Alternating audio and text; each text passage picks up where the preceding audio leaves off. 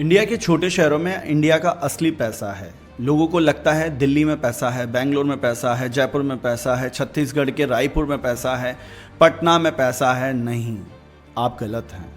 India के जो असली बिजनेस ऑनर्स बन रहे हैं ना, वो छोटे शहरों से बन रहे हैं। अगर आप एक छोटे शहर से हैं और आप इस वीडियो को देख रहे हैं और इंडिया में पैसा बनाना चाहते हैं, आप अपने ब्रांड को लाइफ टाइम के लिए मार्केट में लेकर चलना चाहते हैं, लाइफ टाइम अपनी लाइफ को फ्रीडम के रूप में देखना चाहते हैं, फ्रीडम देखते हुए अपनी लाइफ में पैसा बनाना चाहते हैं, तो ये वीडियो आपको बताएगा कि किस तरह से इंडिया के छोटे शहरों में पैसा ज़्यादा है।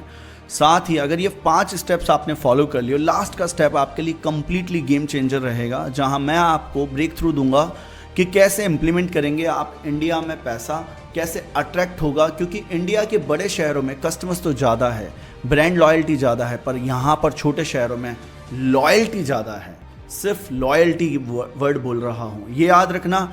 अगर लॉयल्टी बिल्ड कर ली, कस्टमर्स को रिटेन कर लिया, तो आपके पास में बड़ा पैसा बनेगा। आप मार्केट में अपने बिजनेस को नेक्स्ट लेवल लेकर चलेंगे और छोटे शहरों से ही एक अच्छा ब्रांड लेकर जाएंगे मार्केट में। तो इस वीडियो में हम कंप्लीटली 5 एक्शन स्टेप्स जो हैं उन पर बात करेंगे। मेरे एक्सपीरियंसेस को बताऊंगा कि कैसे मैंने बिजनेस स्टार्ट करवाए और मार्केट में मोर देन 500 ब्रांड्स आने के बाद में, खुद के ब्रांड्स को ग्रो करने के बाद में आज मैं आपको गाइड कर रहा हूँ। रीज़न यह है कि मैं चाहता हूँ आप भी अपनी जर्नी में आगे बढ़ें। सबसे पहले हम समझेंगे नंबर 1 स्टेप। छोटे शहरों में जो सबसे बड़ी चीज़ है ना, वो है हाई ट्रस्ट इकोनॉमी। सबसे पहले ये समझ लीजिए, जहाँ पर ट्रस्ट बिकता है ना, वहाँ पर हमें ना ये नहीं सोचना है कि यहाँ पर क्या एक्स्ट्रा करें। जब ट्रस्ट ही बिक गया लोगों के सामने, जब कस्टमर्स आपको पहचान ही गए, जब कस्टमर ने आपके नाम के बारे में जान ही लिया, तो कस्टमर्स आपके प्रोडक्ट में, आपकी सर्विस में सिर्फ वैल्यू खरीदेंगे।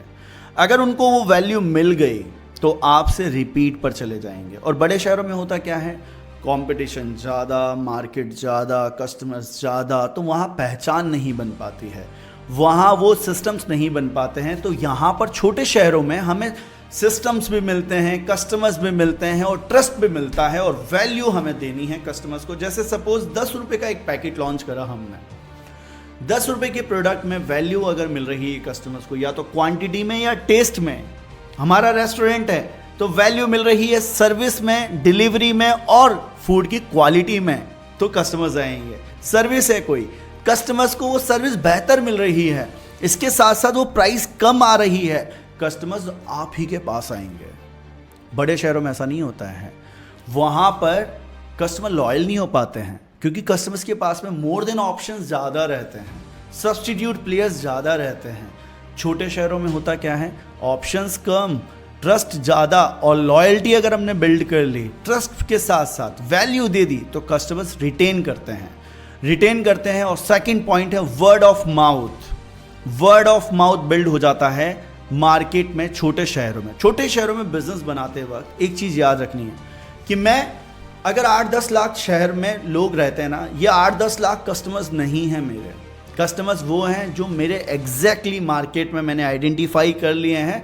100 कस्टमर्स, 500 कस्टमर्स। मैं रिटेल चैनल्स बना रहा हूँ, मैं ऑफलाइन चैनल्स बना रहा हूँ, मैं लोकल मार्केट्स में जा रहा हूँ, मैं अपने कस्टमर्स को ऑनलाइन टारगेट कर रहा हूँ।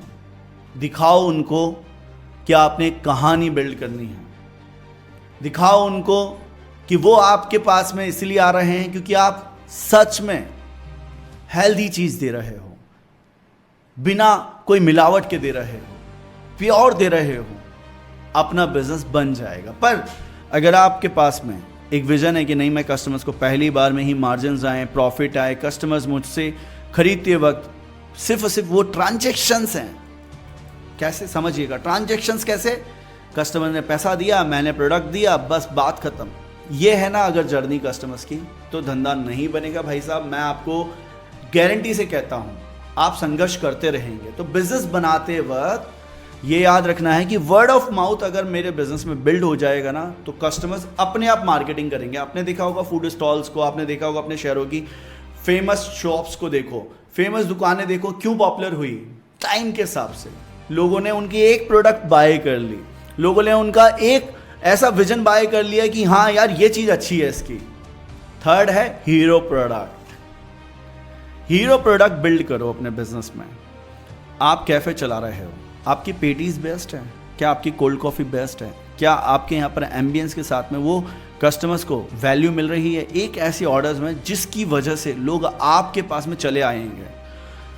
छोटा ही ऑर्डर दे रहे हैं पर कस्टमर्स उसकी वजह से 10 कस्टमर्स को ला रहा है। क्या ऐसा सोच है आपका? क्या ये सोच हमने बिल्ड कर ली? फूड कैटेगरी में तो ऐसा पॉसिबल है।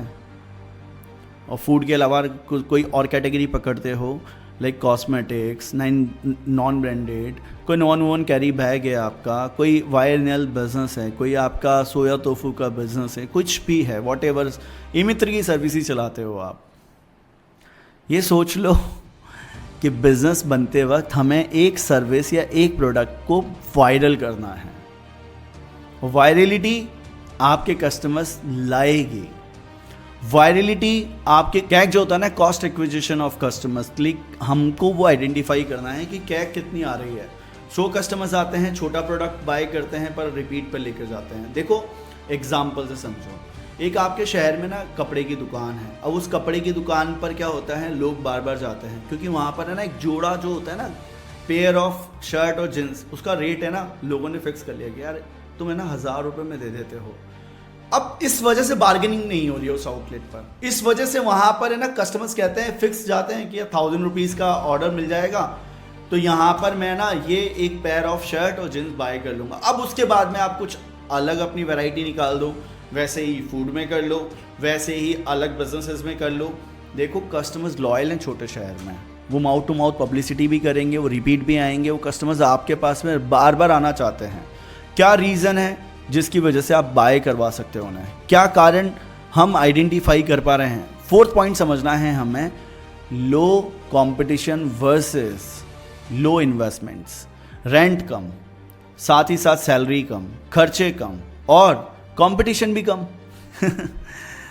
मैं ना हमेशा बिजनेसेस बनाते वक्त और लोगों को गाइड करते वक्त एक चीज़ देखता हूँ, हमारा मानसिकता क्या है ना, वो है कि मैं ना बड़े शहरों में देखता हूँ बिज़नेस बन सकता है, बिज़नेस पॉसिबिलिटीज़ है, वहाँ के कस्टमर्स पे कर रहे हैं, छोटे शहरों के नहीं कर रहे हैं पे। हमें पे करवाना ही नहीं है। हमें क्या करना है ना, हमें कस्टमर्स के हिसाब से बिज़नेस बनाना है, ना कि हमारे हिसाब से। एक एग्जांपल देता हूँ, मेरे पास एक कस्टमर आए और मैं उनकी बिज़नेस की कंसल्टिंग कर रहा था। वो फाइन डाइन रेस्टोरेंट खोला उन्होंने छोटे शहर में, Tier 3 सिटी में। उन्होंने वहाँ पर कस्टमर्स के लिए फाइन डाइन तो बना लिया, एक शोरूम टाइप का पूरा किचन विचन लाइक रेस्टोरेंट टाइप का बन गया, कांच लगे हुए थे जिसमें सोफ़े लगे हुए थे, झूमर लगे हुए थे, सब कुछ हो गया था उनके बिज़नेस में। चैलेंज क्या आ रहा था ना, कस्टमर 200 रुपये की सब्ज़ी नहीं खरीद रहे थे।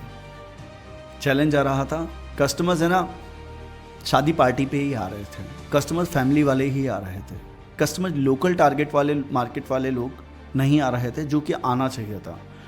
वहाँ से ही 1.5 किलोमीटर के अंदर अंदर रेलवे स्टेशन और बस स्टैंड था, पर कस्टमर्स ढाबे पे जा रहे थे, कस्टमर्स डाइट वाला खाना खा रहे थे। एक ऑफ़र बनाई हमने उनके बिज़नेस में, कॉम्बो मील। एक ऑफ़र बनाया है हमने उनके बिज़नेस में कि इस कॉम्बो मील पे हम किस तरह से कस्टमर्स की वैल्यू प्रपोजिशन फाइंड आउट करेंगे। साथ ही रेफरल के लिए, रेफरल यानी कि लोग वायरल हों, लोग लेकर आएँ, क्योंकि बस स्टैंड रेलवे स्टेशन पास है, लोकली लोगों की प्रेजेंस हो सकती है, लोग खाना खाने के लिए तैयार हैं, पैसा देने के लिए तैयार हैं। हमने प्राइस कम करने की जगह वैल्यू प्रपोजिशन बनाया और रेफरल बनाया। उस वैल्यू प्रपोजिशंस में कस्टमर्स को टारगेट करा, साथ ही कुछ रेफरल लेकर आए, कुछ एजेंट्स होते हैं, कुछ गाइड होते हैं, कुछ बस स्टैंड पे जो ऑटोज़ होते हैं और रिक्शा होते हैं, उन लोगों को हमने पर 5% 10% की कमीशन दी पर ऑर्डर्स पे। और कई कबार क्या हुआ, जब ये फिट नहीं बैठाना तो हमने इसको चेंज करा और पर कस्टमर विजिट पे 100 रुपीज़ की उनको इंसेंटिव्स दी। जहाँ पर विजिट कस्टमर्स की सिर्फ और सिर्फ पर डे की 50 से 100 हो रही थी, वो मल्टीप्लाई बाय 2 और 3x हो गया है। सिस्टम अगर आप छोटे शहरों में लगा देते हो, जो कि बड़ी बड़ी कंपनीज भी यही करती हैं, एथिकली सब सही है, आपको लगता होगा कि यार ये क्या पॉसिबल है या ये करना गलत है, सही है, आप इसी में फंसे रहोगे। पर अगर आप सिस्टम से चलोगे ना तो सब कुछ सही है, अगर आप कस्टमर्स को सच में वैल्यू दे रहे हो। और लोकल जो मार्केट था उसको टैप करने के लिए हमने मेटा एड्स यूज़ करें। ये ऑनलाइन गेम की जो स्ट्रैटेजी है ना, ये आपके बिजनेसेस में आप रन नहीं करते हो। आई डोंट नो कि आप क्यों नहीं करते हो, क्या कारण है जिसकी वजह से आप आगे नहीं बढ़ रहे हो, रीज़न मुझे भी नहीं पता है। पर जब खाना बनता है ना, तो खाना बनने के बाद में लोगों को है ना अच्छा लगता है, उसका खाना दिखता है ना बनते हुए, लोग देखना चाहते हैं खाने को बनते हुए, लोग पसंद करते हैं ऐसे खाने को। कोई भी सर्विस जब बन रही होगी ना, वो काम हो रहा होगा तो लोग देखना चाहते हैं। जैसे सपोज एक एग्जांपल देता हूँ, और हाउसकीपिंग में मेरे पास में क्लाइंट्स हैं जो बिज़नेस कर रहे थे। मैंने कहा हाउसकीपिंग के वीडियोस बनाओ आप। क्लाइंट है ना अपना फ्लैट साफ़ करवाते वक्त देखता है कितना साफ सफाई हो रही है।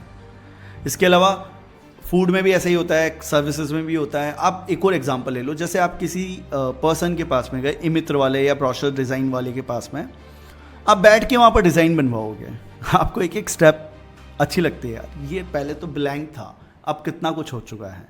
इमित्र पे फॉर्म भरवा रहे हो, सो जर्नी कस्टमर्स को दिखा दो कि that's how you can build your service और प्रोडक्ट, इस तरह से बन रहा है।